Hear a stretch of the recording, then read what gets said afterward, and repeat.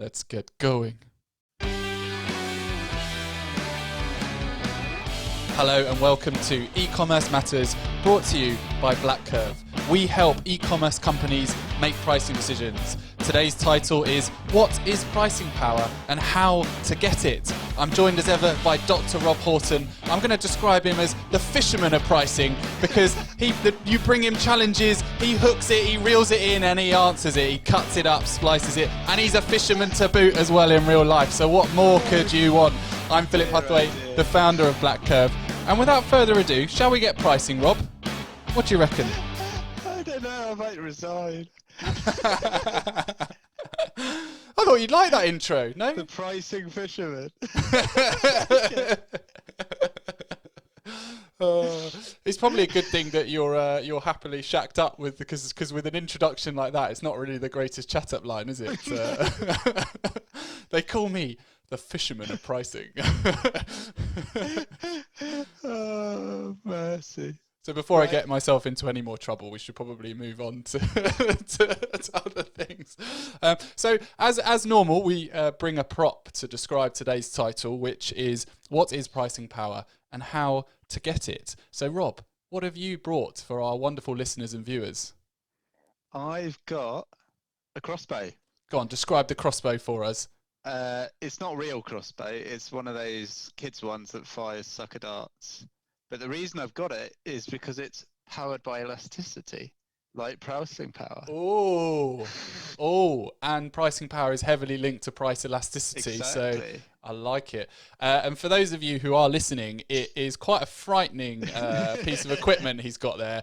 It is actually a crossbow. It's yellow. It's quite bright. They'll see you coming. That's probably a good thing. And I'm quite pleased that I'm at not quite opposite ends of the country, but with an introduction like that, you might. Kingston.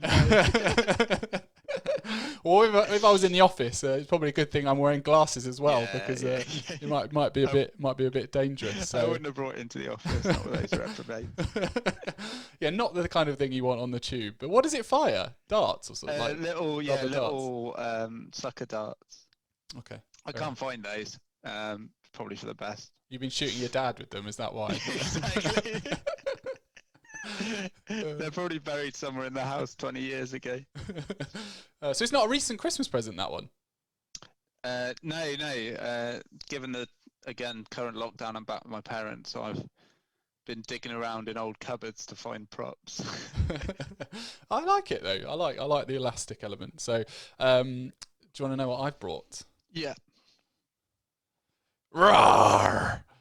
I was not expecting that. You were not expecting that. So I have got a T-Rex teddy because they have exceptionally powerful teeth. Exceptionally powerful. Okay, right? So, I like it. But also, they have really small hands. Okay, and the reason that I thought this was particularly useful is because a lot of retailers have really powerful jaws, but they're not using they're not using their bits to full use. So I thought let's give them bigger hands, powerful jaws with our insights for today and how you can use pricing power. And we might also talk about how you can get it as well. Philip, I've just realised I'm drinking. My display's not mirrored, but my mug says "The Man, the Myth, the Fishing Legend." So you can't be cross with me for my intro. I give up. I win. Yes. It's not my mug. And it's not even your mug. So. Right, Rob. So let's start with talking about what is pricing power. So, from your point of view, how would you describe pricing power?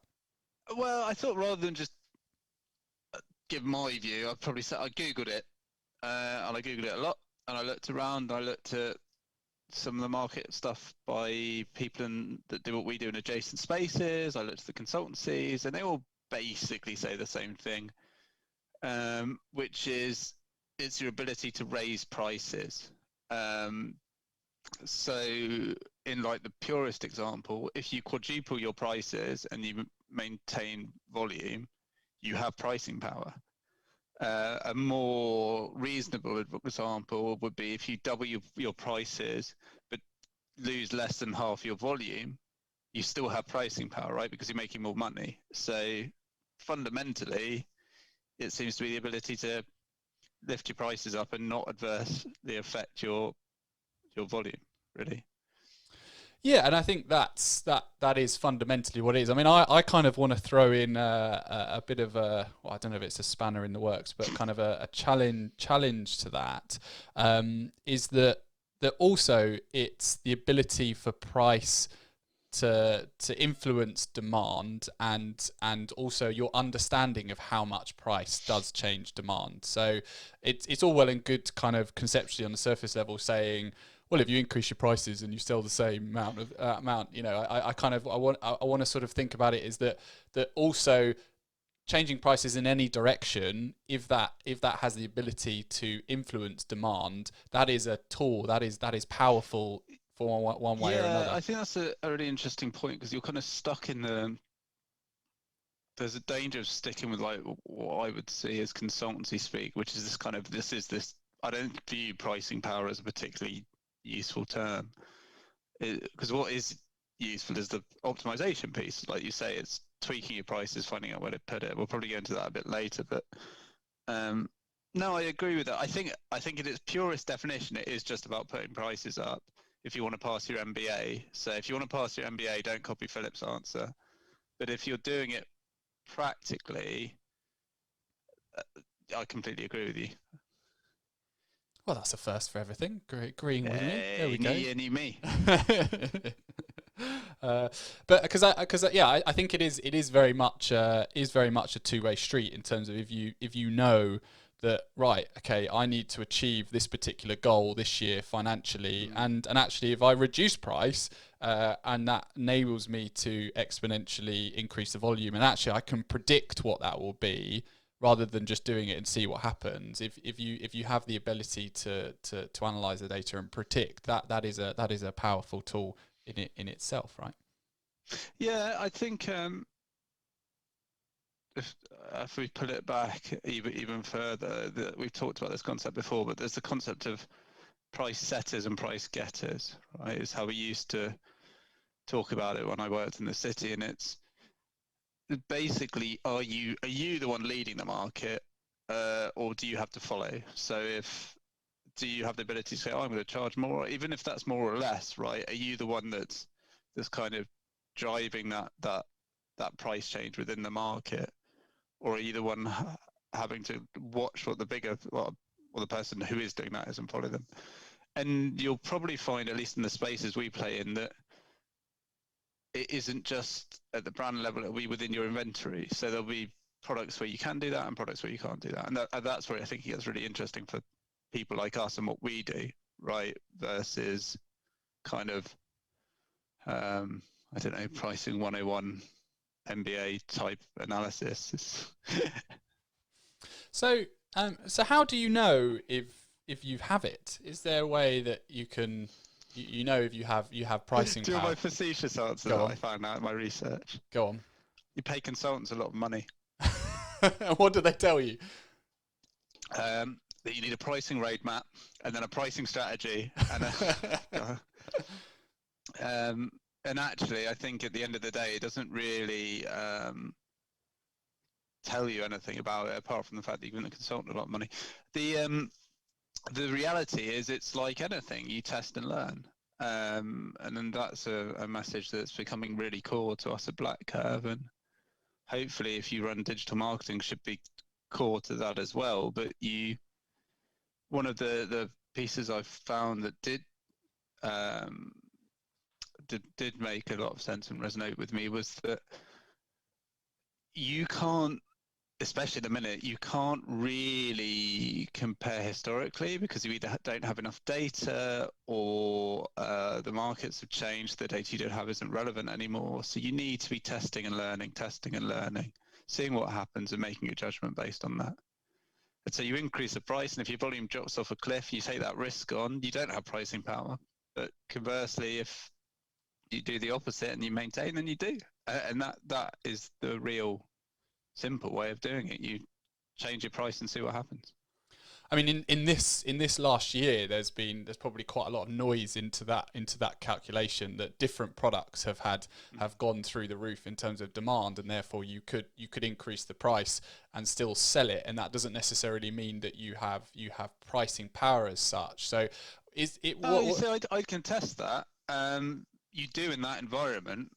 What I would say is you don't know how long it's going to last for. That's it. But that's just simply you're using price to take advantage of the moment that I'm in. It doesn't necessarily mean that something of value other than you have that product at that given time. This is probably a good segue, actually, rather than how do you know if you have it, what causes it, right?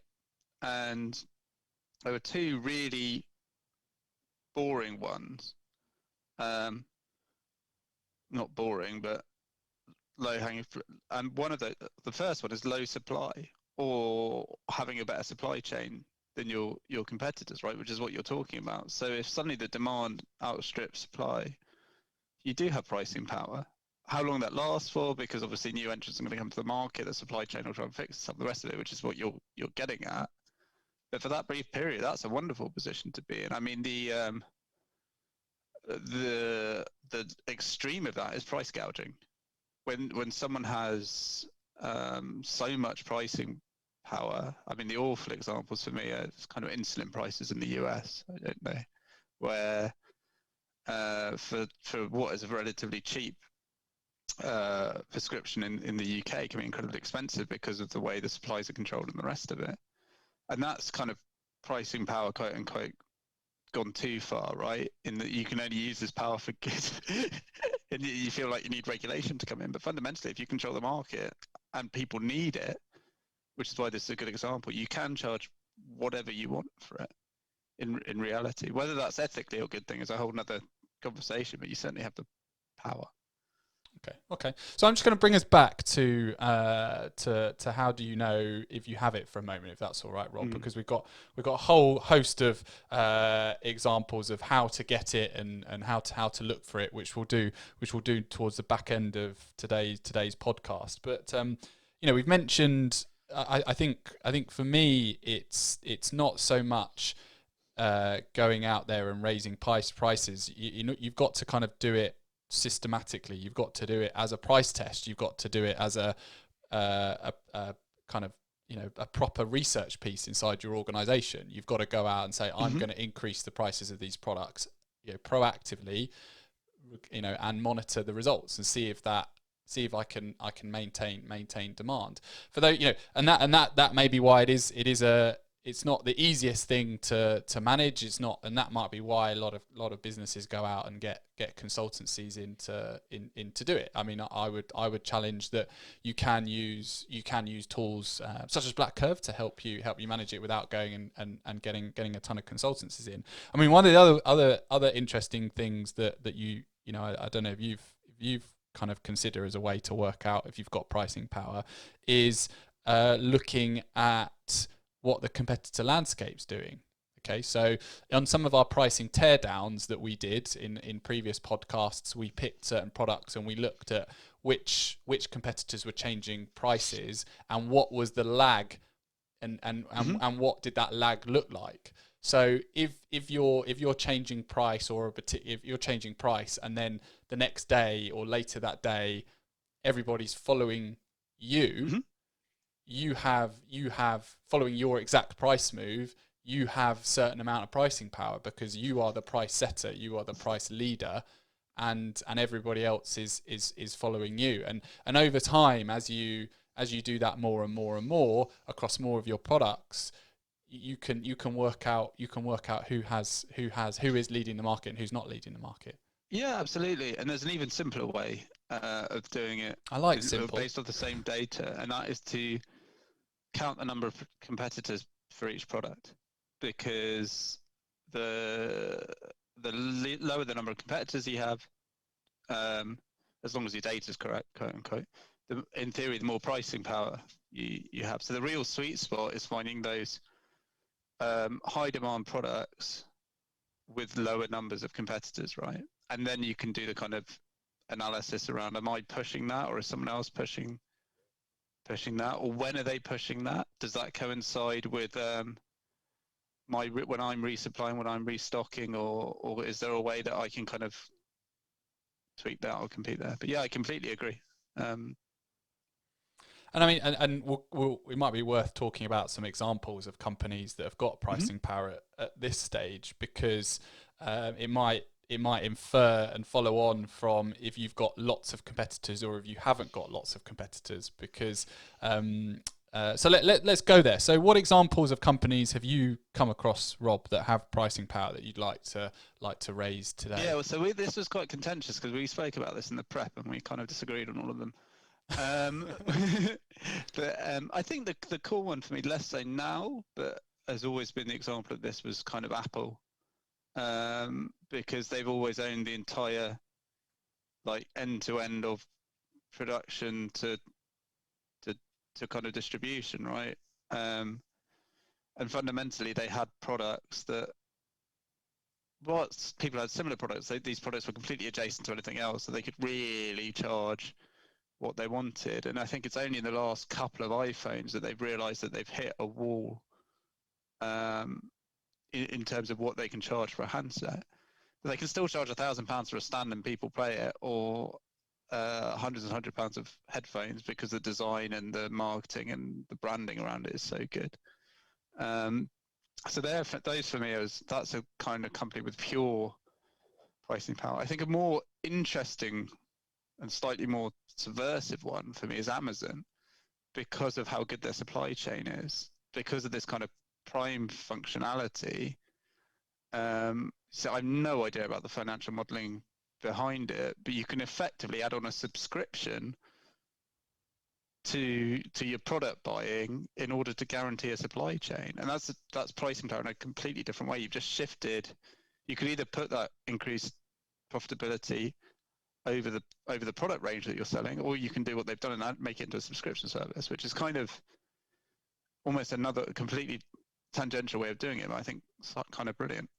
I mean, we'll come on. We'll explore that in more detail in terms of how to get it. But I mean, it's brilliant. I mean, Amazon, yeah, obviously they, in a lot of products, they are the cheapest, and they have worked hard to be the cheapest. But actually, a lot of the time they're not. And because they have invested so heavily in this value of you can get it next day. In some cases, you can get it same day. I mean, I ordered something. I ordered it at like 2 p.m. and it arrived at 10 p.m. that day. It's like total mind bend, you know. And I mean, if you'd been able to do that a few years ago, you'd have gone no chance, right?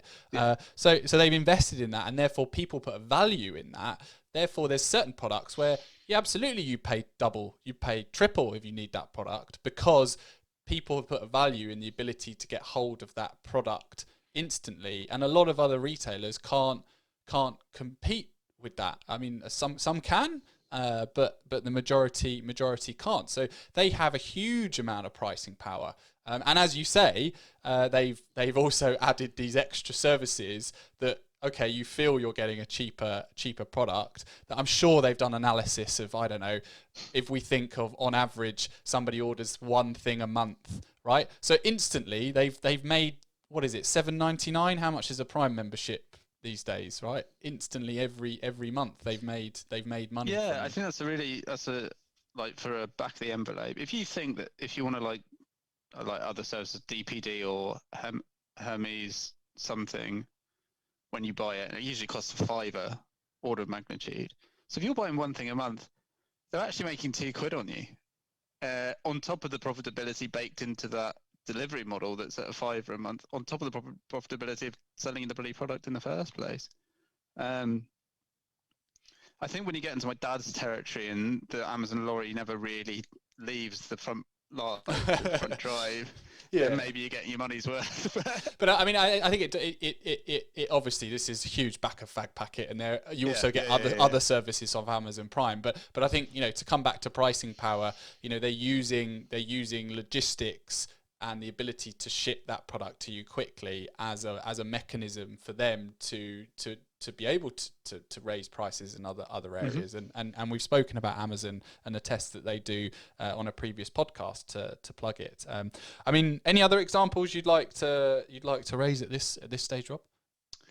I think it might be worth saying I'm not going to say names, but I think when you don't have pricing power, and so there's been a lot of buzz, certainly had a lot of YouTube adverts around kind of drop shipping, and you can set a site up really simple with something like Shopify and hook it in to the Chinese warehouses or Chinese factories using like AliExpress or whatever. And it will handle the whole ecosystem for you, and it will probably take 5 to 7 days to ship. And there's probably 10 million other people doing it on exactly the same products. And that's a good example of where you don't really have any pricing power at all, because everyone's selling them. It's very easy to do, and they're all coming from the same sources. So you've got no competitive edge in that, in any shape or form. I'm not saying dropshipping doesn't work, and there are things that do it, but if you do it in that kind of very vanilla without much tactical thought and product selection and marketing and the rest of it, you're going to really struggle to kind of get in a position where you're the one actually setting a price rather than taking it. Yeah, so it's these more commodity-based products, isn't it? It's where, you know, and also that to come back to what you said earlier, if you have lots and lots of competitors, you're unlikely to have pricing power because the consumer has so many different options in which to get this product. Therefore, more than likely, they're just going to go for the cheapest, or they're just going to go for and there's other bits which will come upon around why you make a decision to buy from, but that's why, you know, a lot of the companies that have pricing power are sometimes these companies that sell luxury goods. I mean, I don't know if you describe Apple as a luxury good. Yeah, it probably is a luxury to in a lot of places. But you know, I mean, one of the companies that I've shopped in, that I try not to shop too much in because my bank account would not thank me for it, is Rafa. Okay, so it's a cycling brand. Okay, I mean, I don't have all that much. I only have sort of four or five things from them. But you know, it's 150 quid for a pair of salopettes. You know, bicycling bibs. Shorts, bibs. You know, it's 100 quid for a top. I mean, they're great quality. You know, I really like them, and actually, they've lasted. I'm not trying to sell Rafa stuff here.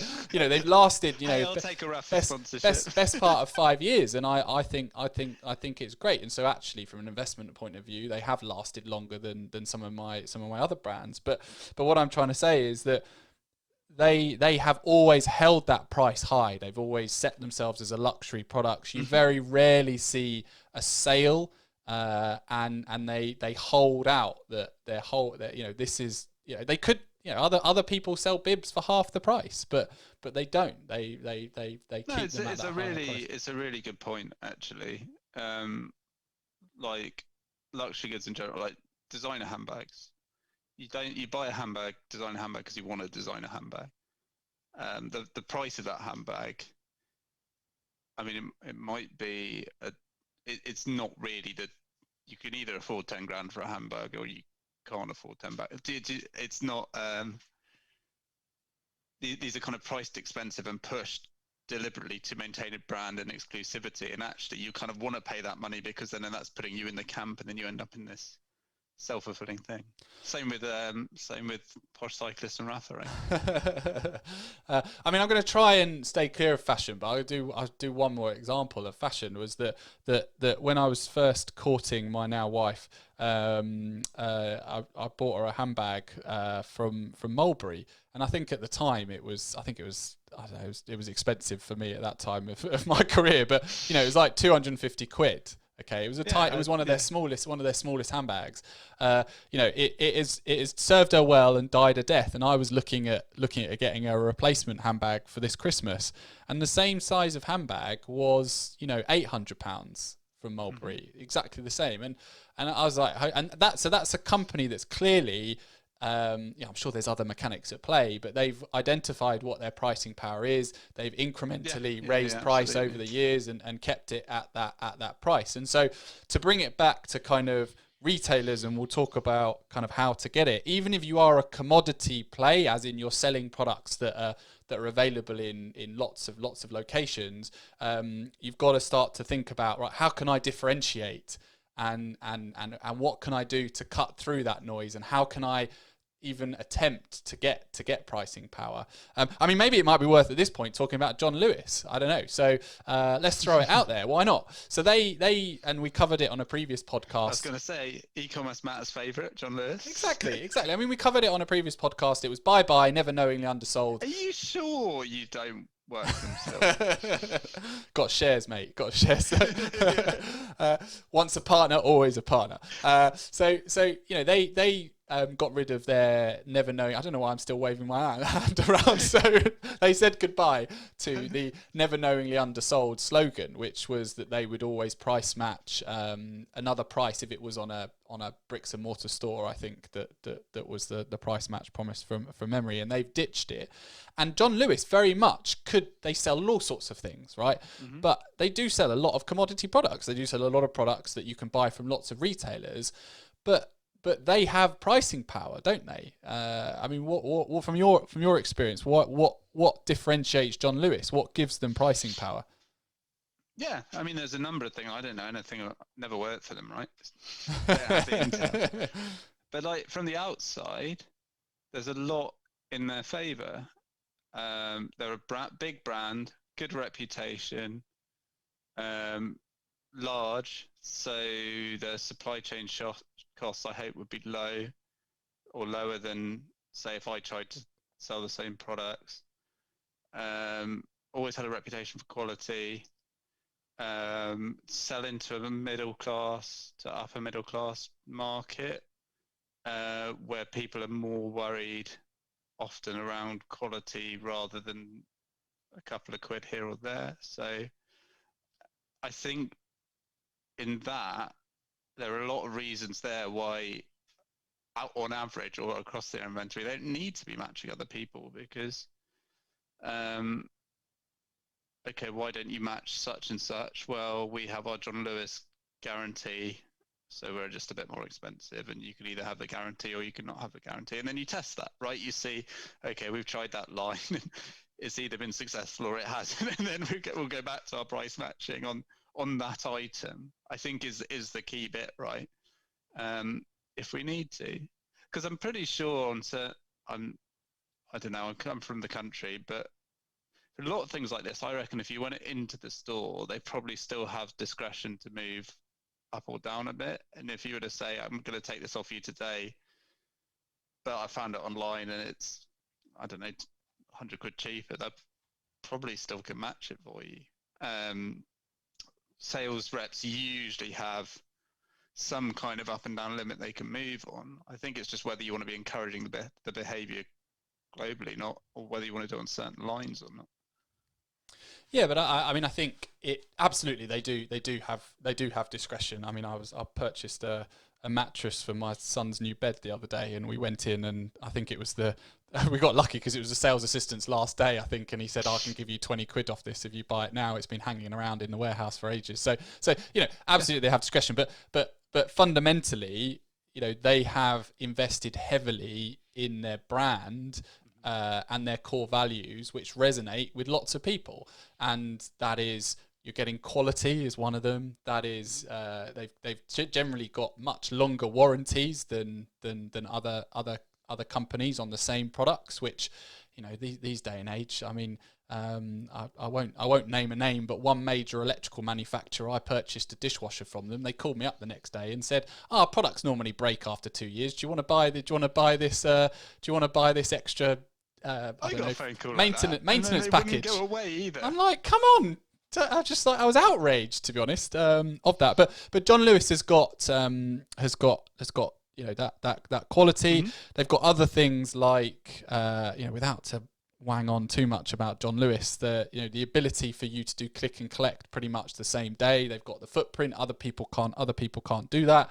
They've got things like advice. So you feel that if you're going into shop or even online at the moment, you can ask a question and you'll get actual proper technical advice. I mean, their TV section and their technology section is kind of second to none in all this.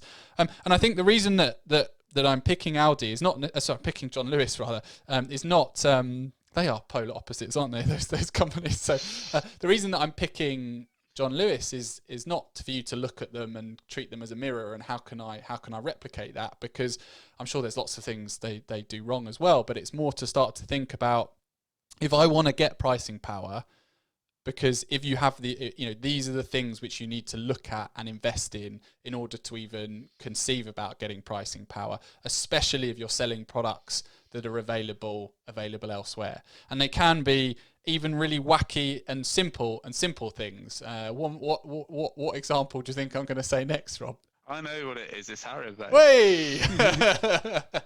I'm paying attention. And I mean, to come back, there's another one, Gymshark, right? They've focused heavily on what's them? I'm not going to say role models. What's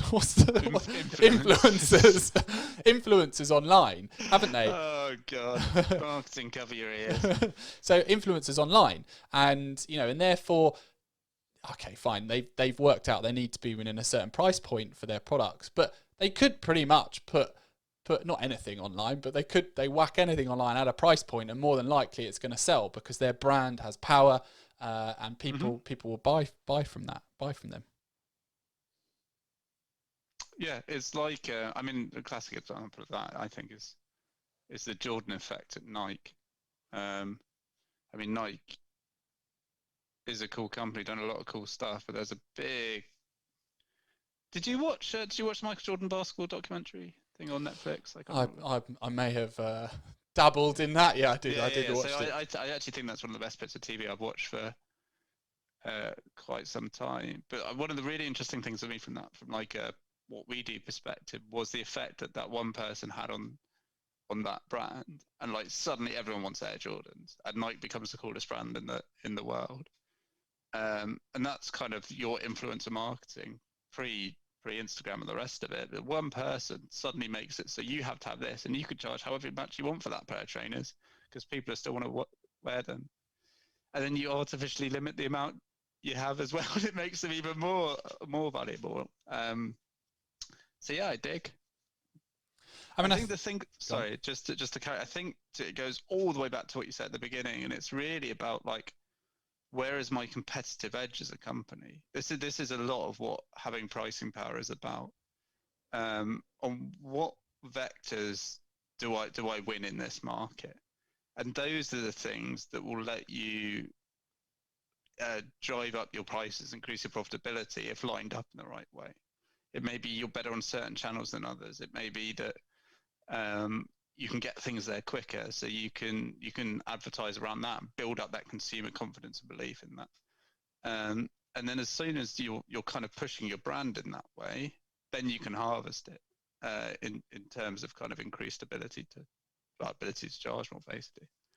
And I put the consultancy speak on it for a moment, because I was a consultant in a previous existence, so it hasn't always left me. But it's understanding what the customers value in your organization. And I must stress that you shouldn't take what BlackCurve has said as a blueprint and go and implement it. Go and talk to your blooming customers and work out, why do they shop from you? Why do they shop from you? Especially if they can get those products from other people, right? If you're a bike shop, if the resounding reason that they shop from you is because you're local and you're around the corner, you've got to own that. You've got to expect that. Therefore you need to invest in local activities to promote yourself. If people always call you up, if I just finish, Rob, if people always call you up, and say, I love speaking to Dave on the phone, make Dave a personality on your website. Make Dave, make him a brand. Talk to your customers. You'll be so surprised about how willing they are to tell you why, because it actually might be something completely different to what you'd thought about. Sorry, Rob. No, I was going to jump in and say exactly what you said, so I kind of jumped the gun a bit, but I completely agree. Like, I think, especially when tech people like us talk, people think, well, it only works with these big e-commerce players. It doesn't apply to me. I'm just I do a good business, but I'm a local shop. The big advertising companies have strategies specifically for that, right? The local one is a really good example. There's type of advert on Google that just they use the Google Maps data to find out people within kind of 5 miles of you and advertise to those people on their mobile. So when they're out and about. So when you see one of those adverts, if you Google, I don't know, you're having a coffee, you Google bike shop and Dave's bike shop turns up, that's what's happening. That may be the strategy that works for you. And then actually, by having that local service and driving people when they're there, if they're looking, they're more likely to convert by and large. So you can probably charge more in store than you would online anyway. So yeah, I completely agree. Agreeing a lot this episode. Because I mean, I think it's a lot of people seem to be so worried about what kind of competitors are doing, and seem to be so worried at looking outward to the market and what my competitors are doing and how they're priced. And then if a competitor makes a price move, I'm going to move with them. And they spend less time researching how much pricing power I have and what value the customers perceive that I have, because actually, you know, one of the holy grails. I know it's not the be all and end all. It's one of the things you need to tick off on your list to pricing excellence, is identifying how can you charge more and extract more. And the reason that this is so important is because businesses that can charge more and extract more are generally a lot more stable, a lot more predictable. They're generally more growthy businesses, and they will go places. Businesses that are worried and are simply fighting on their ability to be the cheapest in a marketplace, unless they're offering something else that others are not, ultimately, are they still going to be here in 10, 20 years time? I don't know. Yeah, I mean, your strategy can be to be the cheapest, but then you're leveraging a competitive example in another way. Good example of that is Wetherspoons, those in the UK, where they're so aggressive on their cost base for getting the beer in. It means that they can kind of build that brand out as the kind of, I mean, it's hard to find a cheaper point, certainly in London, than at Wetherspoons for kind of branded goods. But then you're playing to a completely different market, right? It's not. Well, I guess under your definition, Philip, they have pricing power in a completely different way, right? They have the ability to go right down as low and destroy everyone else in the market, being hyper competitive, because they've managed to push their cost base down so much. But I mean, because they're so big, they do have the ability to push their cost base down, because they're, I don't know, buying in bigger bulk to simplify the process. Whereas, if you're one of the smaller players or even one of the medium players in your sector, do you have better buying power than the top company? Maybe not. However, if you invest in those particular instances, if you invest in working out what the value is that your customers like about you, why they shop from you, then great. I mean, it might be, and also you can. We mentioned it earlier, but you can, even if you're a smaller player, you can always play the availability card. We work with people who've taken on additional warehousing post-COVID because the supply has been so up and down that they kind of want to get as much in when they can, because they haven't been able to bank on that kind of constant supply and refilling rate that you normally have, right? Because the logistics are falling over.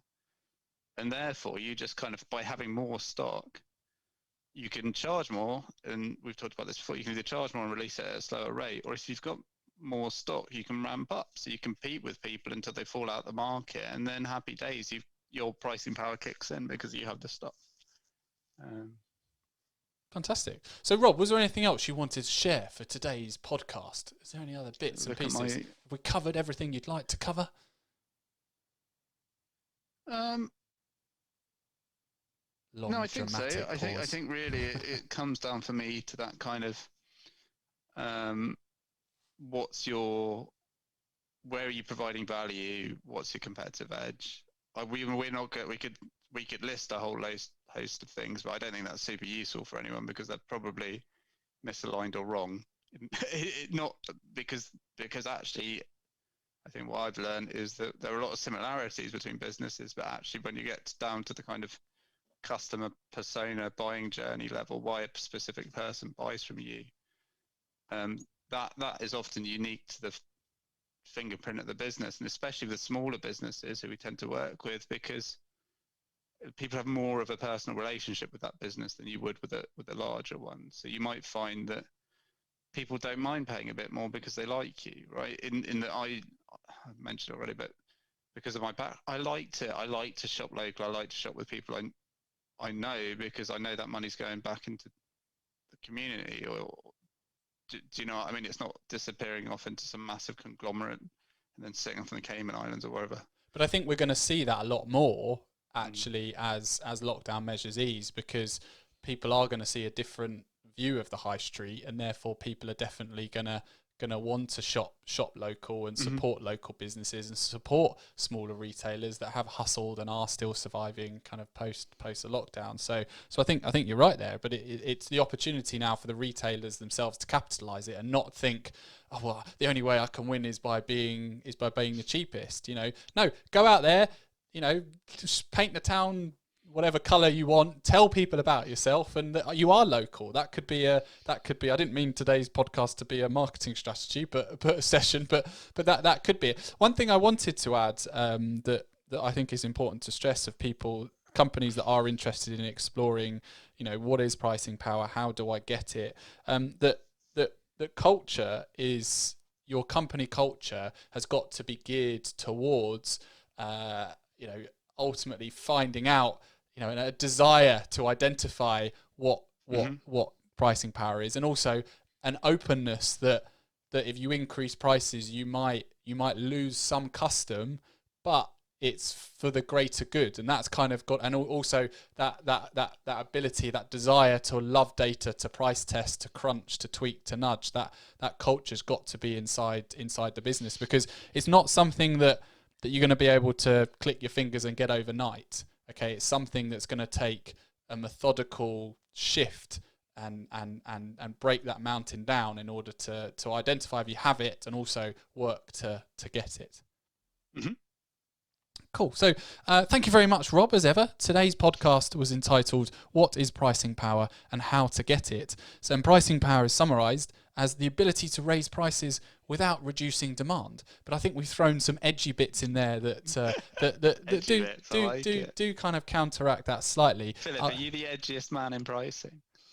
Oh, well, if you're the fisherman of pricing, I'll take the edgiest man of pricing. I'm going to start coming up with like counter nicknames. But I mean, I see it as, I'm going to go slightly off book, that I see it as a company's willingness to use pricing to drive growth in their business, and the company's willingness and an ability to identify if they can lead the market and the market follows them, especially in commodity type businesses, and also those companies that are not afraid to be the cheapest in the marketplace and are investing in other areas to support that, and they're still, despite that, are seeing growth and in sales and all of that good stuff. So we've been BlackCurve. This is our podcast, eCommerce Matters, and it's available on all major podcasting platforms. We look forward to working with you next time. Take care. Bye-bye.